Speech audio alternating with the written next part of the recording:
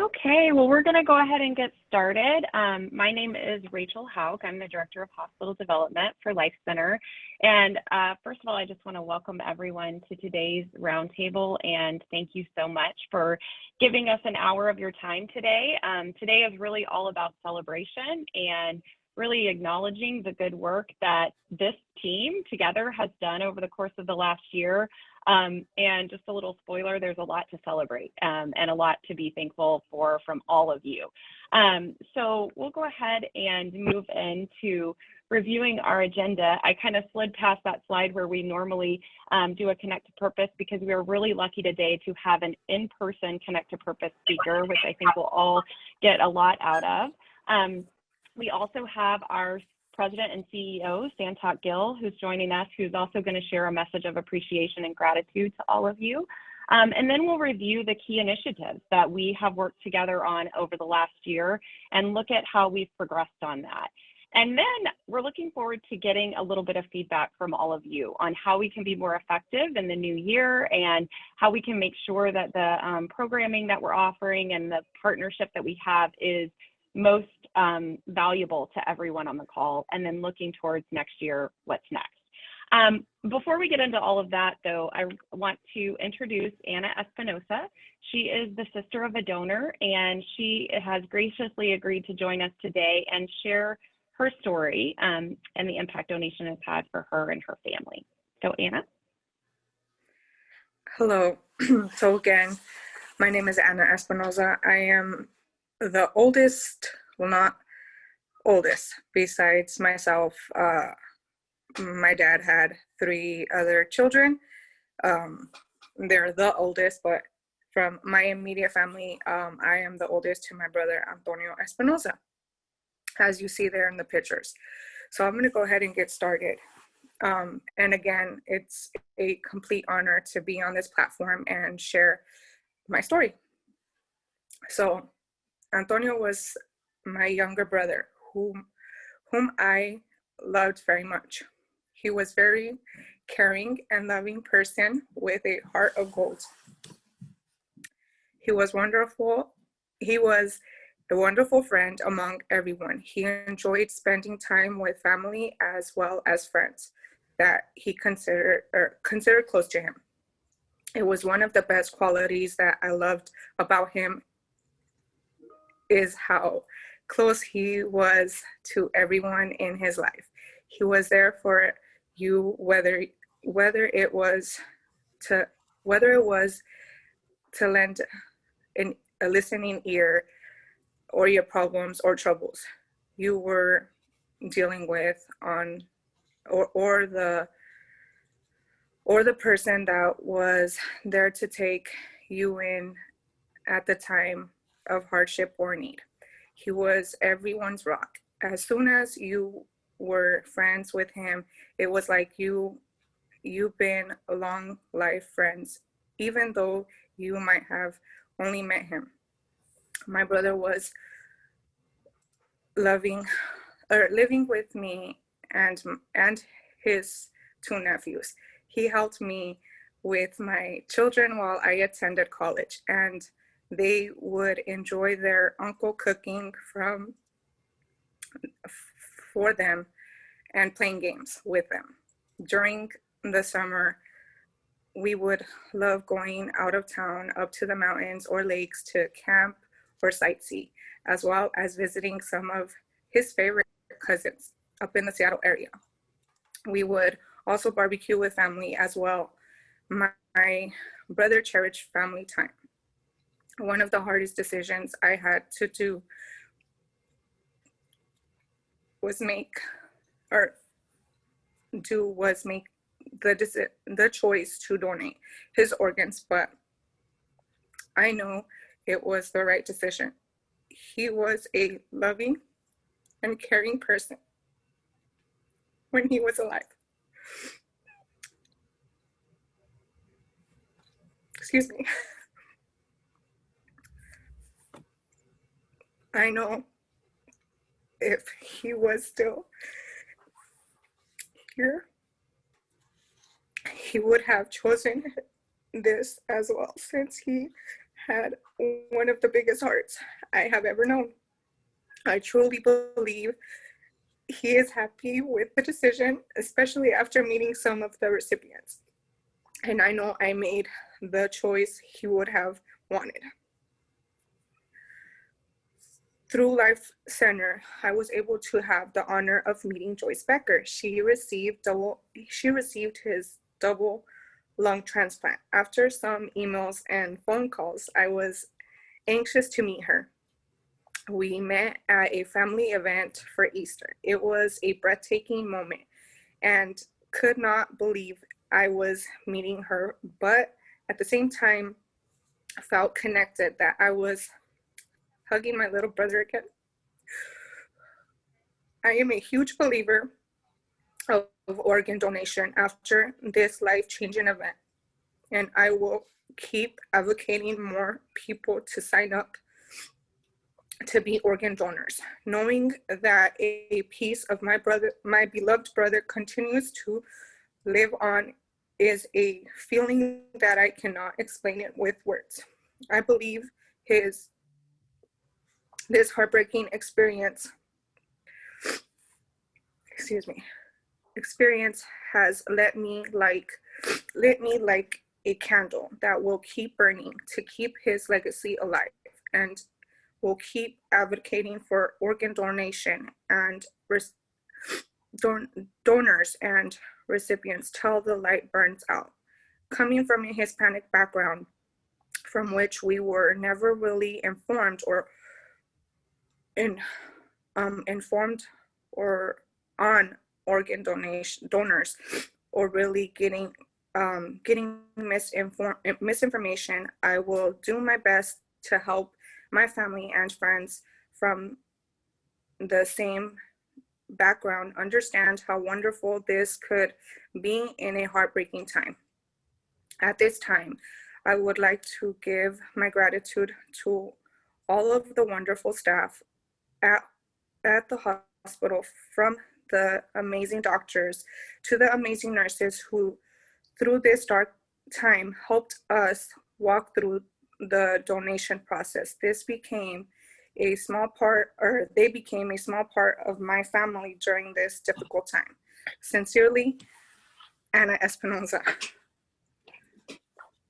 Again, I am completely sorry. I did not know that it was going to go this way, but if you have not experienced a loss, again, like you could tell, it's a breathtaking experience. And for me and my family, we take it day by day.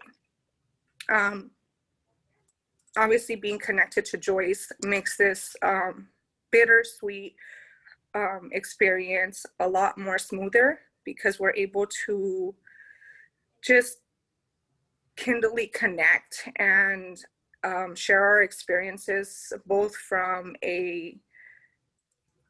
from her as a recipient to us as family, and make memorable moments from here on out. So through this whole experience, if you will, again, to the hospital, completely just out of words of just a million things, because it was, it's just already a hard experience as is. But when you have such amazing staff and hardworking people that, just make things a lot easier in those troubling times, it definitely does make a difference. So my heart goes out to the hospitals that take the time to do and deal with these, traumatic experiences that me and my family had to experience at that time. But through everything, I'm grateful. I'm grateful that, again, through LifeCenter, I was able to connect with, I call it my piece of my brother's puzzle that I am to put back together. So I'm excited about that. So far, it's just been Joyce, and she's wonderful. If even just her, we're completely and utterly grateful, because she's a whole lot of energy in a person, and that's wonderful. And she gets to take all of our crazy that we have to provide with me and my family. So just amazed. But yeah, that's just a little of me to you guys. I hoped you enjoyed and appreciated it. Well, thank you, Anna. And first of all, no need to apologize for the emotion. We know that this work is meaningful and emotional for everyone involved. So we just appreciate you being able to share your story with us. And I'd love to open it up if there's any question. I know some people have put in the chat how much they appreciate you sharing your story and how impactful it is. But are there any questions for Anna?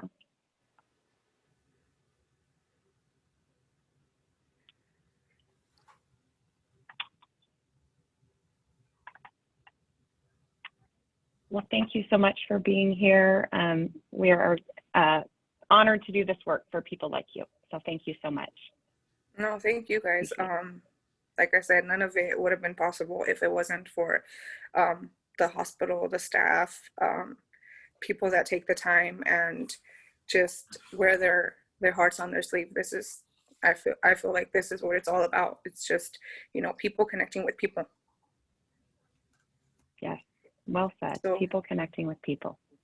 Wonderful. Anna, this is Santak. I'm the president and CEO for LifeCenter. I just want to thank you so much from the bottom of my heart for sharing your story. We know that the grief doesn't go away. And I thought you put it so well that despite having such good come out of donation, it's still a very hard journey. And I thought you told your brother's story very, very well. It's an inspiring story. And the fact that you're out there trying to educate people on donation and break down some of the myths around that so that other people can receive that life-saving gift is real testimony to you, how wonderful you are as a person and the strength that you have. So we are very grateful for you sharing your story today. And I thought you delivered it extremely well. Oh, there was times I got choked up, trust me. Yeah. I thought it would go a little bit smoother than that, but again, thank you so much. It's through platforms like yours, that we are able to do this. So again, just a million thanks for that. And Anna, I don't know if you can see the chat. Can you see the chat? I don't know. I don't think I. Oh, that's okay. I'll just read you a couple of comments in the chat. Anna, your brother sounds like an amazing person. I am grateful to hear your story and grateful you are finding some comfort in knowing your brother lives on in others. Thank you for sharing your experience. Thank you so much for sharing your story, Anna. Thank you, Anna. That was so beautiful. Thank you for sharing your heartbreaking yet inspiring story, Anna. Thank you, Anna. Greatly appreciate you sharing your story. So just other participants here on the call wanting to express their gratitude for you as well. No, like I said, I'm extremely grateful that like I said, through platforms like your guys' that I'm able to do this. And then, just being able to talk to him about him to me is payment enough, if you will. So again, I would have loved for it to be a lot smoother, but it's still a choking up kind of sensation that happens. And I just kind of, take it as is. It comes out the way it comes out, I guess. It does. It does. My brother, he's on the waiting list for a lung transplant as well. So I have that connection to your story as well. Yeah, it's hearing Joyce and her ultimate battle with this, it definitely gives you the perspective of the other shoe. So like I said, just having her it being her that that we are now connected to through my brother, I couldn't have asked for such a better scenario. Well, I'm sure she's loving your family and enjoying her lungs for sure. Oh yes, so, she makes it a point to tell us through holidays, through events like my brother's birthday, things of that nature, that she is, forever in our debt. But first and foremost, like I said, we just try to make life-lasting memories together now, because like I told her way back when, you can't get rid of us now. We're you're part of the family. So even if you didn't want to, now you are. Well, thank you again. Yes, thank you, Anna. We appreciate it, and thank you for being here. So we will move forward now, and Santok will share his message with the group. Yeah, so I just want to wish everybody a happy holiday season. And I want to express so much gratitude for the partnership that we have with our donor hospitals. Without our donors and donor families, none of this can happen.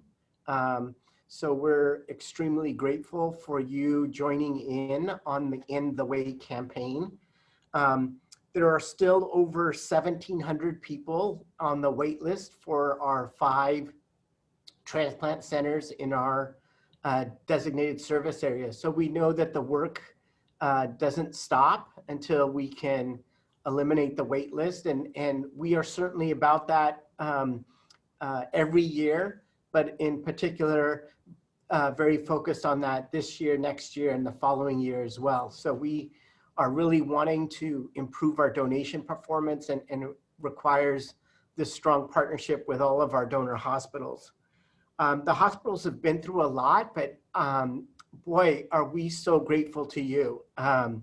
We've had over 267 total hospital key contact attendees this year at our 3 End the Wait summits, as well as now we're having our 6th site champion. That's hard. And this formula for finding people in the hospital who are as passionate about donation as we are, because they see the life-saving gift that is the other side of donation, for them to continue to stay engaged with us, tell us what topics they want to hear about, and support us in the work that we do together to end early extubations, make sure that we get referrals processed, make sure referrals are coming at the right time, and really being open to the data that we are able to provide, and go start from a place of really trying to make their processes better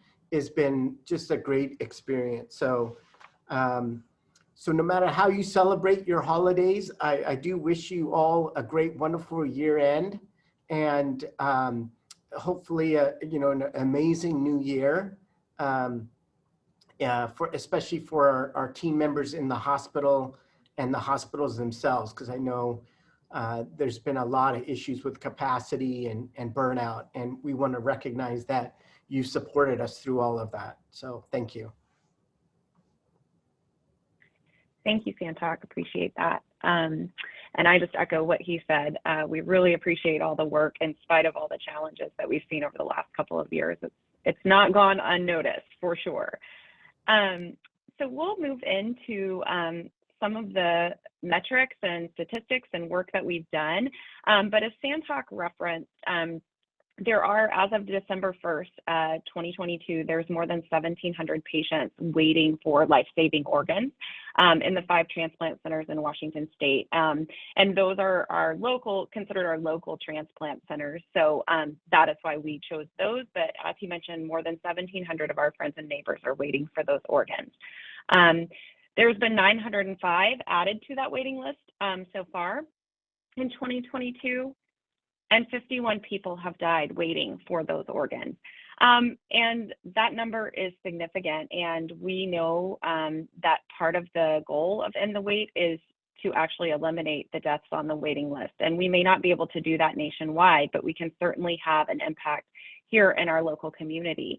And in fact, this number is significantly lower than it was last year. 77 people died waiting for life-saving organs in 2021. So the fact that it's 51 this year is actually encouraging, and we'd love to see that number significantly lower next year. And so that's really the work that we're talking about here, is eliminating those deaths of our friends and neighbors that are here in the Northwest. So just a quick reminder, I think we all know it, but our key objectives for our In the Wake campaign are surrounding connecting with families, eliminating early extubations, and honoring donor decisions, with the end goal that we would achieve a donation rate of 75% or higher. And the good news is that we have made significant progress on each one of these individual objectives. We will not see a donation rate collectively of 75% or higher by the end of 2022, but we do have a number of hospitals that will achieve a donation rate of 75% or higher by the end of 2022. So we want to take a moment to acknowledge the hospitals, each individual hospital, and how all of these objectives are connected together, and how if you do work on one, you actually may see impact on others that you might not have expected. We have found over the course of the last 2 years while we've been doing this campaign that every single one of these objectives overlaps with the other. And like I said, if you do work around connecting with families, we're seeing that's impacting our ability to honor donor decisions and actually eliminate early extubations as well in ways that we may not anticipate. So no matter which key initiative you're working on or which thing your hospital is focused on, it's likely that you're actually going to be helping all three of these. So any work that you do is good work. So those hospitals that are achieving the actual goal of the In the Wake campaign are listed here. And I really want to take a moment to acknowledge these hospitals because reaching a 75% donation rate is not easy.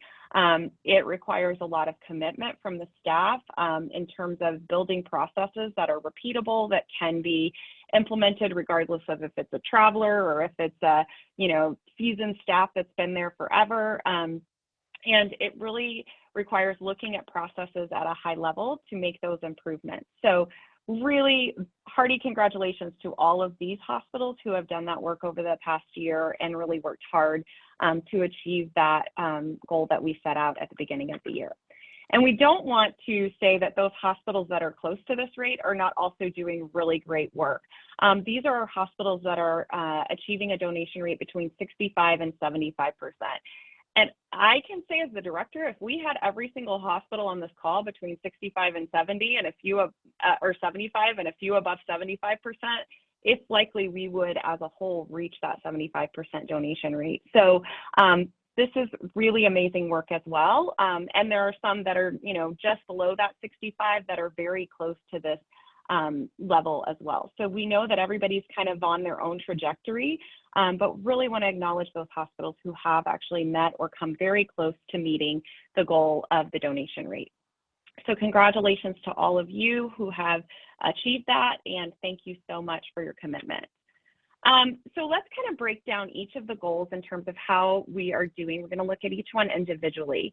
So just a reminder in terms of what is an early extubation and what are we trying to eliminate. So we're really trying to eliminate those referrals where there isn't an organ referral placed prior to palliative extubation, or that the extubation occurs while we're actually following that patient prior to us doing a final evaluation or actually speaking to the family.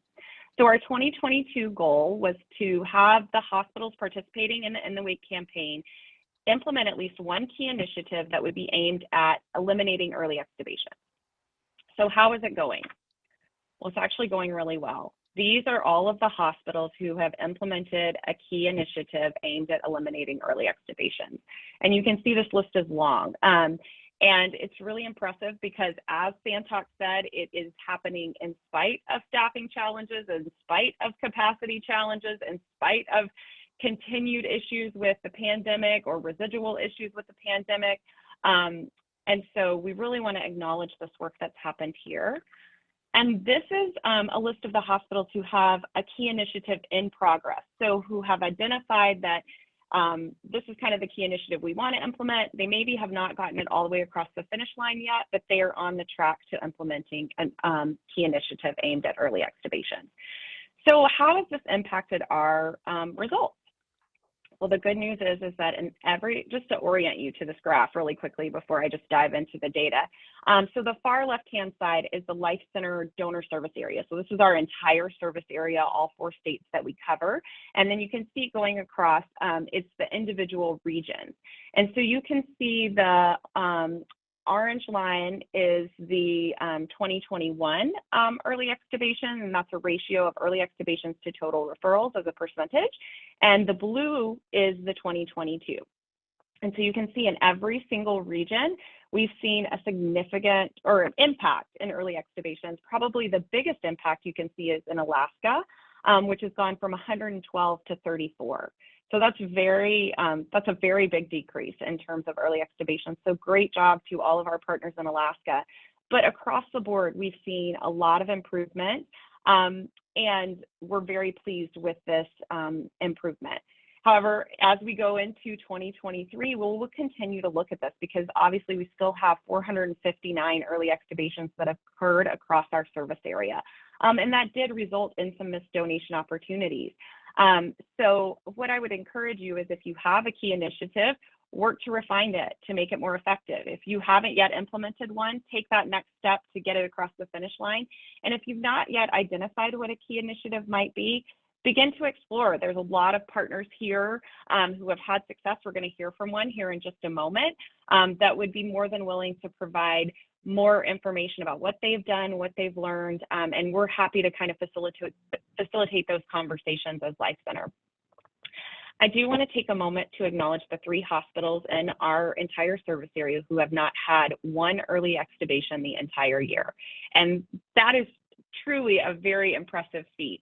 So every single referral that needed to be made for these 3 hospitals was made prior to extubation, and every single referral was followed until we were either able to talk to the family or roll that patient out for donation. So congratulations to these 3 hospitals for really meeting that standard of eliminating early extubations for this year. So now I'd like to turn it over to our Hospital Development Program Manager, Rachel Shrive for Multicare Tacoma General, to talk some about what they did to eliminate early extubation. Thanks, Rachel. So I'm really happy to have some representatives from Tacoma General here today.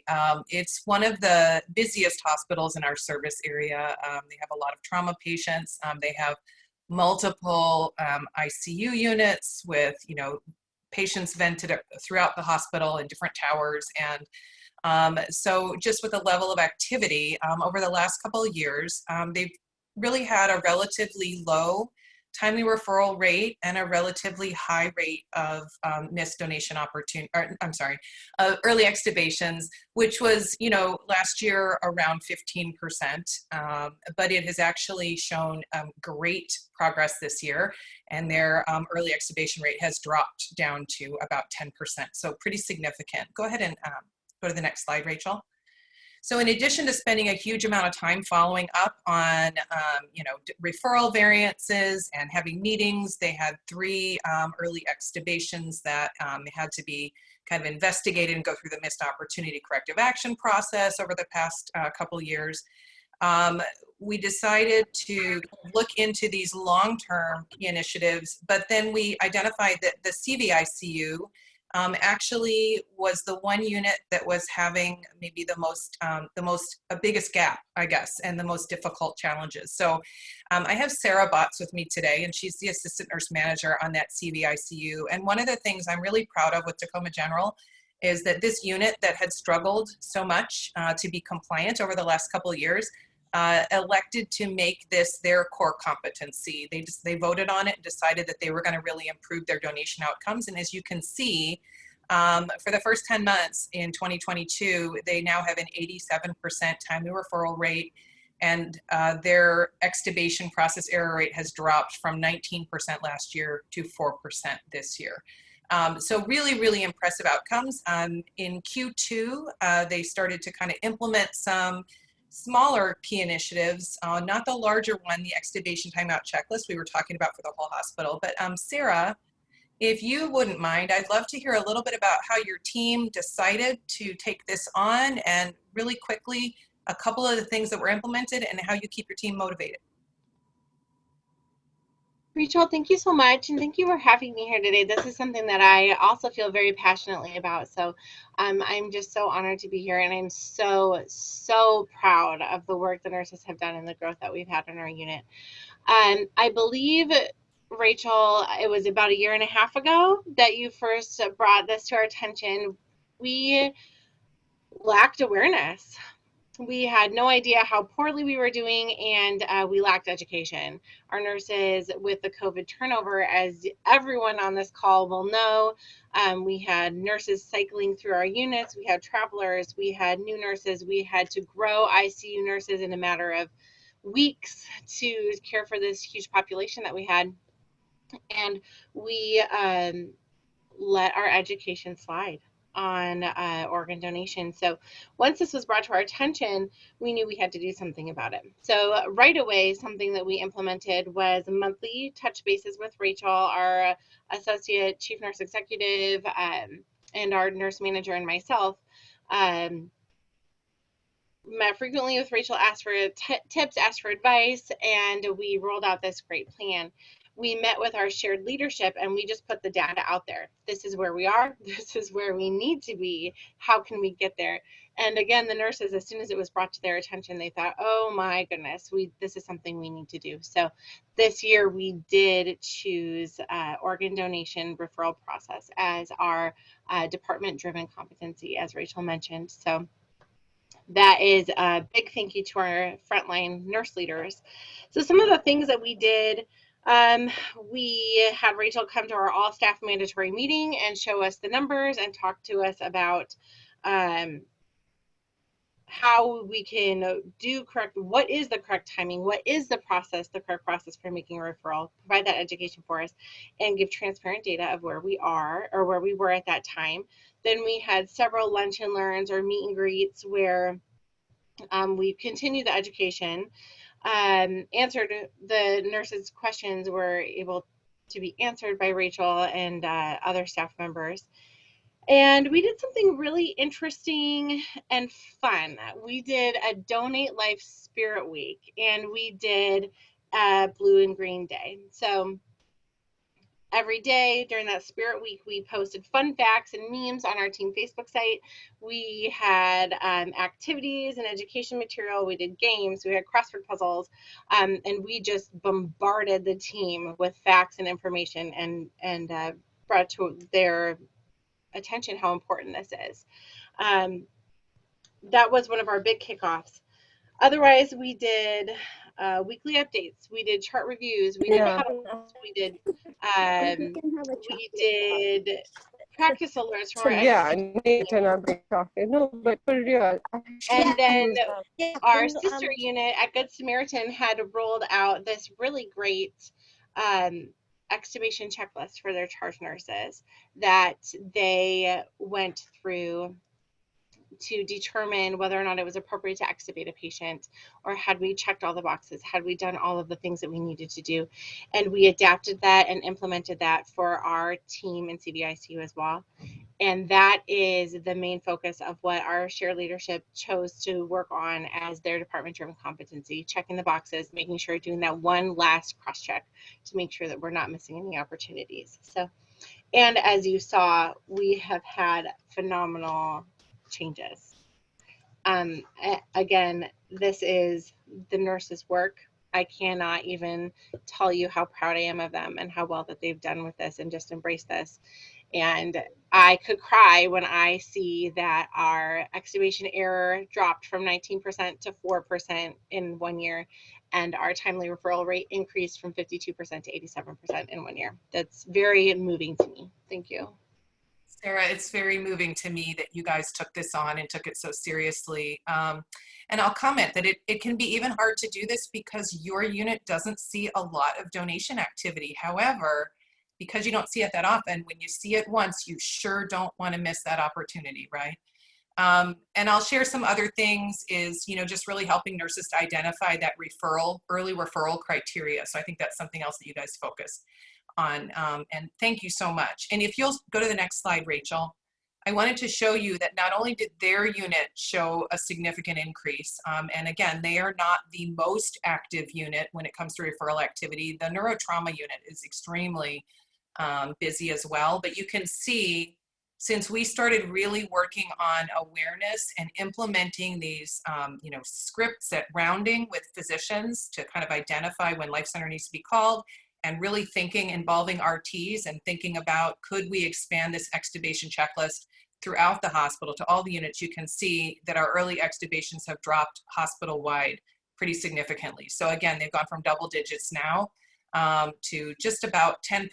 And if you just look at the last 4 months, it's really, really impressive. So I think I saw Andrew Busey on there on the call today too. And Andrew, if that's you there, I want to say thank you too for all the work and attention you've given it on the neurotrauma unit as well. So does anybody have questions or comments?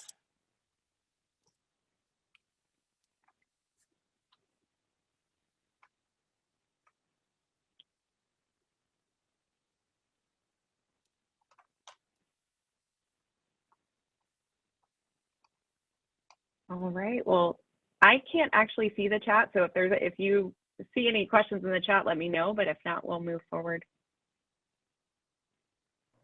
No questions. Okay, thank you. Well, thank you so much, Rachel and Sarah. We really appreciate that, and thank you for all the work that you've done. And the results clearly show that what you identified as an opportunity has really come to fruition with how you've implemented it. So thank you for the work. So we will move on to honoring donor decisions, which is our second key objective for In the Wait. And so what is honoring donor decisions? It's really facilitating organ donation wherever the patient has made a legally binding donation decision. And our goal for 2022 was primarily focused on those patients who are either declared brain dead or appearing brain dead, and to work with our hospital partners to establish processes and policies to support donor registry both now and in the future. So how is that going? Well, this is a list of the hospitals who have actually implemented policies that fully support donor decisions, actually in both brain dead and DCD, language that supports donor registry no matter what type of path for donation. So these are the hospitals that have already made those changes in their policies. And this is a list of the hospitals with policy updates in progress. As I think we all know, updating a hospital policy is, for me, it feels like something that's always in progress. As soon as we update something, there's always something else that needs to be changed. So it's not an overnight situation. So thank you to all of those who are with policy updates in progress, and look forward to getting those completed sometime early next year. The other thing I want to recognize is the hospitals who have implemented an escalation process. So we know, and some of the data will show, that donor registry opposition doesn't happen all that often, but the easiest situation, which none of them are easy, but the easiest situation is those in which we have clear processes and protocols in terms of what we do when that does happen. And so these are the hospitals within our service area who actually have an escalation process already in place. And these are the hospitals within our service area who have escalation processes in development and in progress.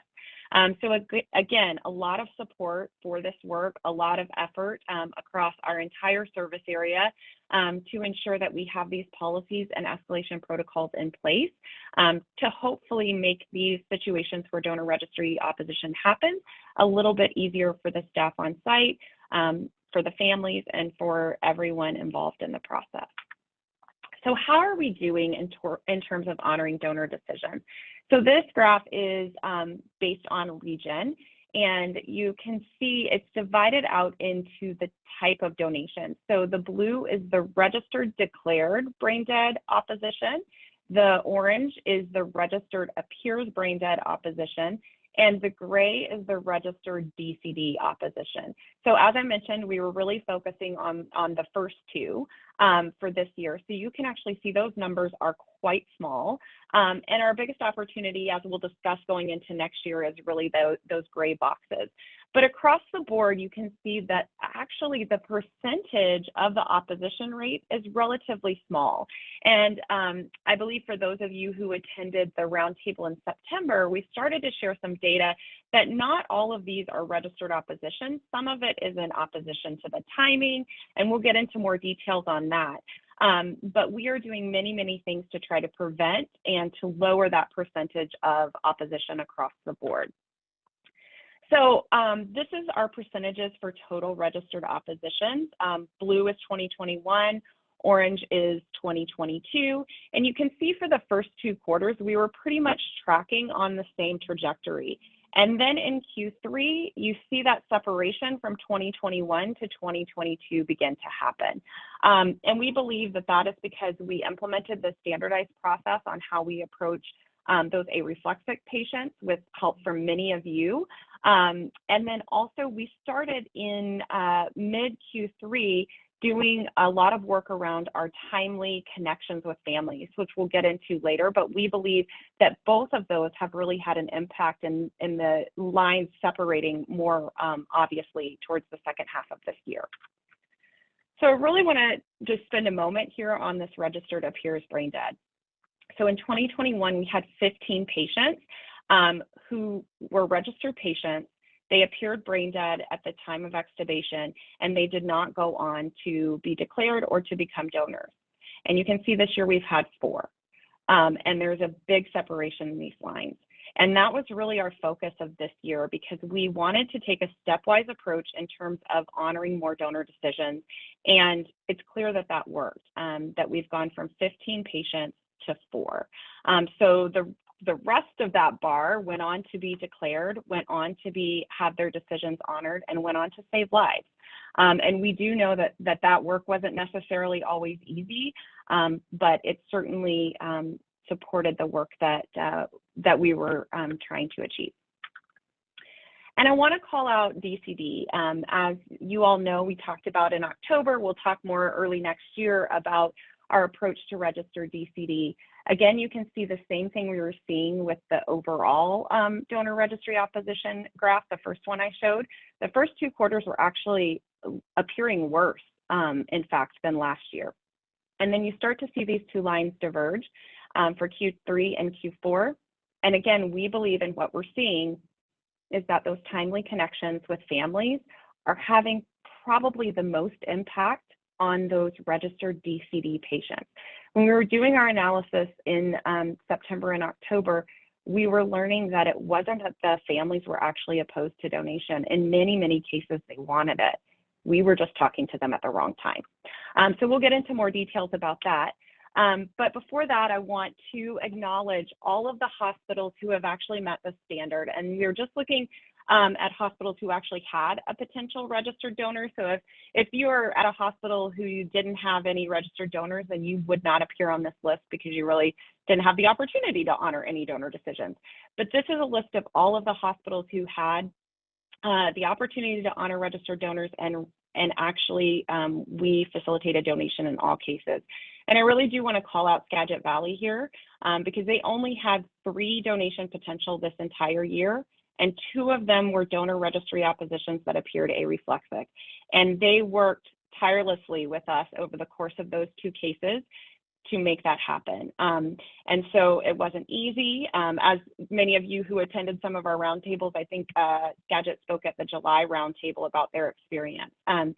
But they worked very hard to do it. So a full 2/3 of their patients that they worked on this year with us were that way. And we learned a lot, but they managed to help us facilitate donation in those cases. So I'm going to turn it over to Maddie Jordan right now. She's going to talk about Virginia Mason Franciscan's experience with honoring donor decisions. So Maddie is our hospital development program for them. Thank you, everyone. First off, I want to just start out that I feel really lucky to be working with Virginia Mason Franciscan Health System. They are amazing across the board. I saw that Teresa Montoya is on this call. Her and Ruth Flint have helped me with so many things, pioneering and the wait. And I really can't, do any of this without them. So I really appreciate them. If you want to move to the next slide, Rachel, for me.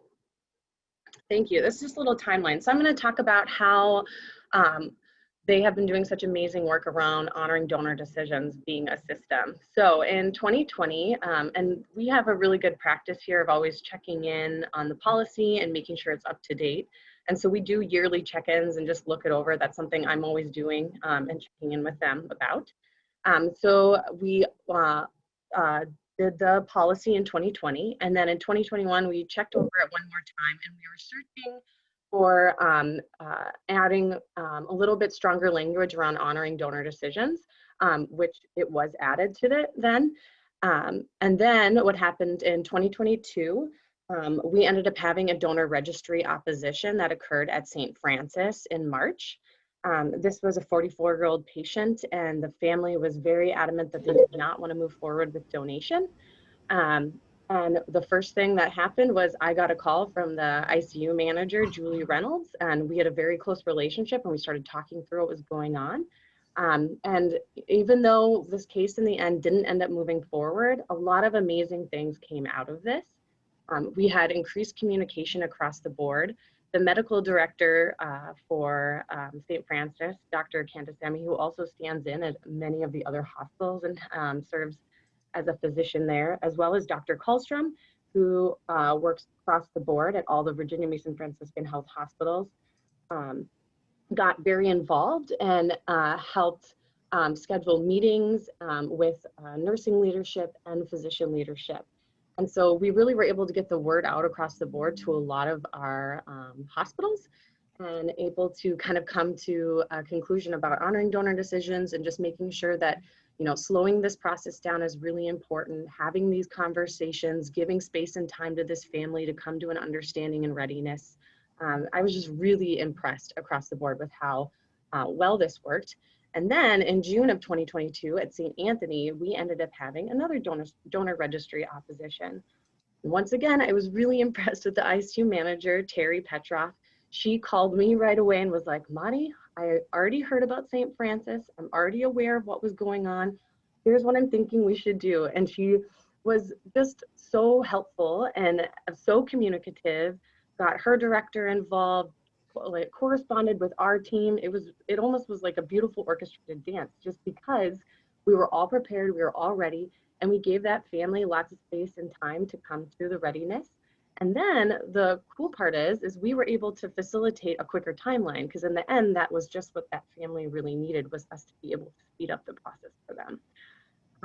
And then with my last little timeline piece, so I actually just had a meeting yesterday where we talked about the addendum for honoring donor decisions, and that's basically just adding the escalation policy piece and to our current really great donation policy.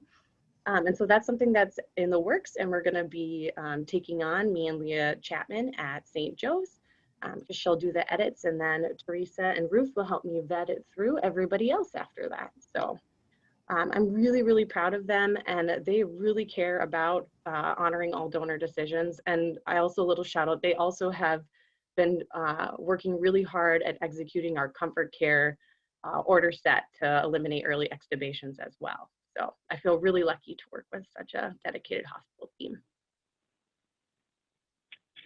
Thank you, Madi. I think this just goes to show that it's kind of a trajectory. You don't get there overnight. It can take a while to get everything in place that you need for this, but we really appreciate the work that Virginia Mason Franciscan has done on this. Any questions or anything? Okay. Well, we will move on to our final objective, which was connecting with families. And this was really more focused internally at LifeCenter in terms of how we can increase our authorization rate. So our goal this year was to actually pilot and roll out an adjusted process for having a more timely connection with families as a method for overcoming potential timing declines for families. As I talked about, particularly with those registered donors, this has been communicated with us time and time again. And in fact, just to give you a little insight into why we would change this process, and both of these patients' families, these are direct quotes from patients' families in the last month where we have not been able to facilitate a timely conversation. I didn't know organ donation was an option because of her medical history, but I wish it would have been brought up earlier because she would have really liked to help others. I just need this to be over. I wish we could have planned for this. We are sorry for saying no to donation because we would have agreed if it was brought up earlier. And the other family said, if you would have called me before palliative, I would have said yes. So with feedback like this, we know that we have to adjust our process to meet the families at the time that they truly are requesting that we meet them. So in cases where we have been able to meet them with that timely conversation, we are seeing authorization rates here much, much higher. And then when we don't meet them in those timely things at the time that they have requested. In particular, the impact is most significant with registered DCD donors. And we know that those can be hard to facilitate when the family has issues with timing. So we are seeing a big improvement on that.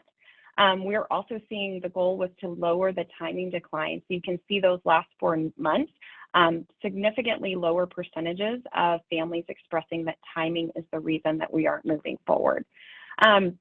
We've started creating a repeatable process where we actually assess the family as importantly as we assess the clinical picture. And so we have a number of questions that we ask in order to assess how ready the family is for that connection with us. And, you know, are they ready to start having information about donation perhaps shared with them so they can incorporate it into their end of life plans? So things that we look for is what are they saying, what kind of questions are they asking, and what are they doing? These are the hospitals that we have with 100% collaborative request rate. So I want to acknowledge that that collaboration between LifeCenter and the healthcare team is critical, especially with these timely connections. We want to make sure that we're working with the hospital to assess when we should talk to these families, and these hospitals have had 100% collaborative request rate throughout the entire year. So what's next? First of all, thank you to everybody who's participated in these conversations about these timely connections with families. Thank you for your collaboration, for your conversation. You can expect us to continue to ask those family readiness assessments. What we would ask from you is just to continue to support that timing that the families have shared with us is best for them. And what you can expect from LifeCenter is additional dialogue. You know, in the past, we may have heard from the healthcare team, like, this is not the right time. And LifeCenter may have just, okay, that sounds good. But we also know that we hear from families on a very regular basis. And so we may actually ask more questions, even if you say this is not the right time. Our family support staff may have additional dialogue for the healthcare team. And we won't approach a family without your support, but we may have additional conversations. So with that, I kind of cruised through those last slides pretty quickly because I know we're short on time, but I am going to turn it over to Justin to actually facilitate some feedback from you all really quick. Thanks, Rachel. I know we're really short on time here, so I'm going to talk relatively quickly. I want to first of all thank you all for your participation this year in the Site Champion Roundtable. We've had a number of them. Our goal was to engage you all in the End the Wait campaign, connect you with your peers, and share some really good best practices and progress as we work through this together. And as we look to 2023, our goal is to continue these Site Champion Roundtables next year as well. Our hope is to get some feedback from you today, as well as in a survey that's going to come out in the next 24 hours that you'll receive via email. We'll use this information to form our Site Champion Roundtables for 2023 and beyond. And so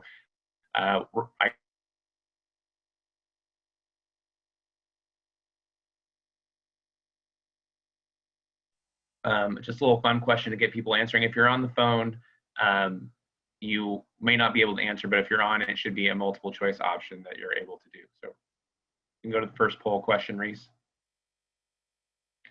All right. Just to get us in the mood here and test to make sure everyone's working here. What is your favorite winter animal? Go ahead and just click whichever one it is, and that'll be entered in after you hit submit. I promise there'll be some more hard-hitting questions after this. I'm seeing a good amount of responses come in. It's interesting, and I will, once we get a critical mass here, I'll share the results.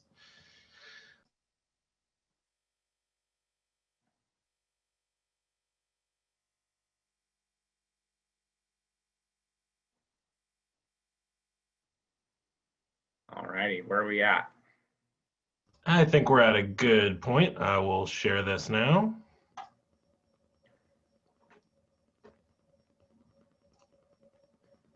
All right, the penguin takes the cake. All right, lots of nice animals there, but penguins are hard to not like. Let's go to the next question.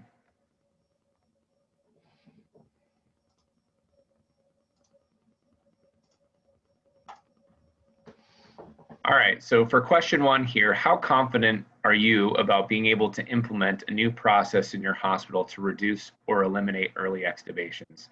And obviously this is for those of you who are either working on them or maybe working on refining them. So not confident, somewhat confident, or confident.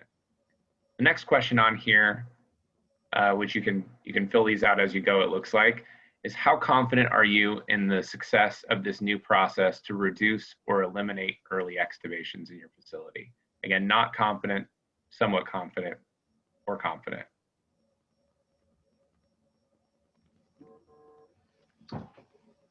And Justin, just to clarify, yeah, these all came up as a list, so everyone is kind of making their way through the questions, and great. You can keep going through them, but I'm tracking the results as they come in. Great. Third question here is multiple choice, so you can click more than one. What information or resources are still needed to help your hospital honor all registered potential donors going forward? The option being legal resources and FAQs, frontline staff education, LifeCenter leadership engagement, connection with peer hospitals, or other. Again, you can click as many as you'd like. What are the what other content would be helpful to have in these roundtables in the future? Broader data review, donor family and recipient speakers like Anna, subject matter experts, peer-to-peer connection opportunities, or other. Number 5 is one of our 2023 goals is to foster peer-to-peer connection. How helpful would it be for you or others in your hospital to connect with peers from other facilities to share best practices related to improving donation outcomes? Again, helpful, somewhat helpful, or very helpful. And then lastly, we're planning, like I said, to continue these into 2023. We're trying to get a gauge on what the right cadence and timing on these is. So the options are monthly, every 6 weeks, bi-monthly, or some other option.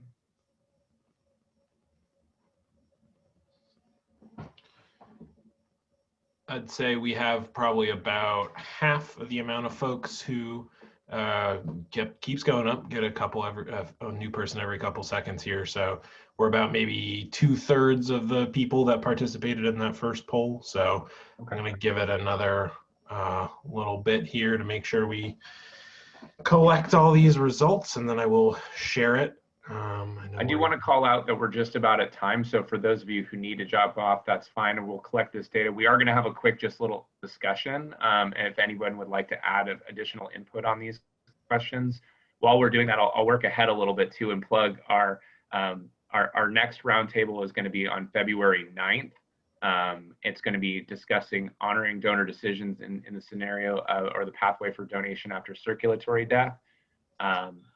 And so we hope you can attend or have someone from your hospital attend. We'll also invite this or broaden this invitation out to those you think are appropriate from your facility beyond just site champion roundtables. Again, a survey will also come out in an email form with some different questions, again, to help us form our site champion roundtables for next year. So the confidence level for site champion roundtable, for implementing a new process in your hospitals to reduce and eliminate early extubations seems relatively good. That's great to see. Somewhat confident or confident. No one marked not confident. So that's great to see. How confident are you in the success of the new process to reduce? Again, same sort of numbers. Somewhat confident and confident. I think we'll welcome any support or advice you need from us as we move forward. With regards to honoring donor registry and the resources you may need going forward, frontline staff education seems to be far and above the number one, and this is great to hear because we're looking at doing an education blitz in the first quarter of 2023, so you should be working with your program managers to try and figure out the best audiences and forums for us to provide that education around that because we want to make sure everyone has that. Second to that is the legal resources and FAQs, which we'll have a new version based on DCDs to be able to provide to you in the next week or so. and we'll be able to roll out more information as the year and first part of next year rolls on as well. The latter here is LifeCenter leadership engagement and connection with peer hospitals. Does look like there's some interest in that as well. No other needs, so it looks like we're on the right track with what resources we are looking to provide. Question 4 here was about what other resources would be helpful. It looks like subject matter experts by far and away the leader here, as well as peer-to-peer connection opportunities, which is great to hear. Donor family recipient speakers was third, and then it looks like data is still somewhat helpful to a few of you. It looks like it would be very helpful to connect peer-to-peer, and so we may be reaching out to you all to get more information on what that would look like. I know one of our colleagues, Lori, is going to be working on sort of creating a plan on how we make these connections throughout our service area, depending on topics or resources or help or support, or just having a conversation about that key initiative. And lastly here, it looks like bi-monthly was far and away the most popular option. Every 6 weeks, and monthly were others, and then it looks like other had at least 1 or 2 votes as well. So we'll take this into consideration as we're forming the calendar for next year. Like I said, the next one will be on February 9th, and we'll be sending invitations out for that once we get that all put together. So I want to open it up real quickly before we sign off. I know we're over time. I want to be respectful of that. Is there anything else that we're missing that we could be doing to help you in the field to support these efforts around key initiatives and improving these donation outcomes?